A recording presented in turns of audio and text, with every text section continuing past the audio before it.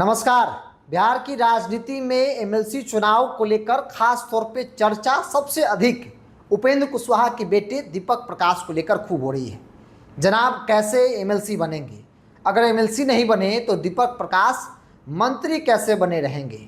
मंत्री बने रहने के लिए किसी न किसी सदन का सदस्य होना ज़रूरी है और ऐसे में भारतीय जनता पार्टी ने गजब का फंसाया है उपेंद्र कुशवाहा को।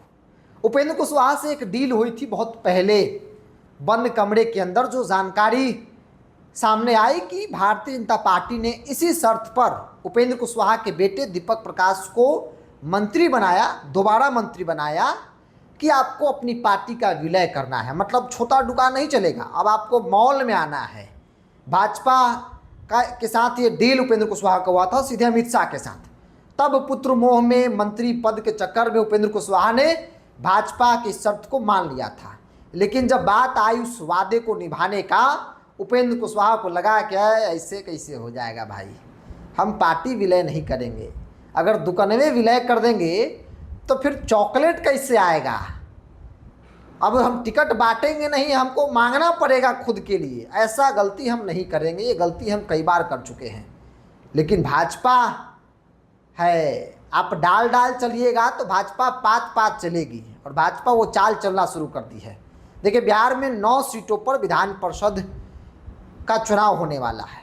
ये 9 सीट विधायकों की संख्या के हिसाब से चुनाव होंगे और उस हिसाब से देखा जाए तो आरजेडी के पास 25 विधायक हैं, महागठबंधन पूरा ले लिया जाए तो 35 विधायक हैं। एक सीट पर आरजेडी आसानी से चुनाव जीत सकती है, तो एक सीट आरजेडी का हो गया।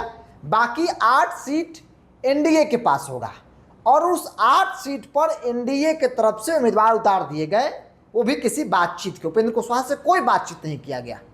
8 में से 4 सीट बीजेपी ने अपना उम्मीदवार दिया, जिसमें पवन सिंह भी है।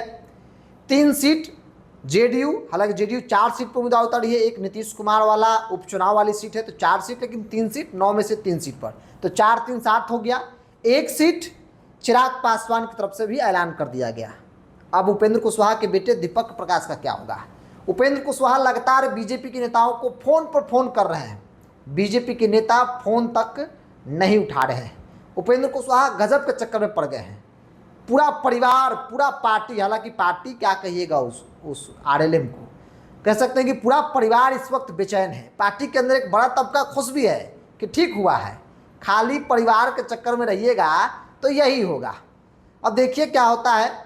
यही रात अंतिम वाली बात खूब सोशल मीडिया पर चल रही है कि अब उपेंद्र कुशवाहा का क्या होगा। भाजपा के नेताओं को फोन पर फोन कर रहे हैं, लेकिन बीजेपी के नेता उपेंद्र कुशवाहा का फोन रिसीव तक नहीं कर रहे हैं। ये दिन आ गया उपेंद्र कुशवाहा का। मतलब पुत्र मोह में, परिवार मोह में इस कदर उपेंद्र कुशवाहा पड़े कि पूरी पटिया एकदम अलग थलग हो गई है। चुनाव के वक्त तो टूटी ही टूटी थी। एक बार फिर से चर्चा है कि अब पटिया रहेगी तब ना टूटेगी। अब तो पटिया विलय करना पड़ेगा, नहीं करेंगे तो फिर बेटा एमएलसी नहीं बनेगा।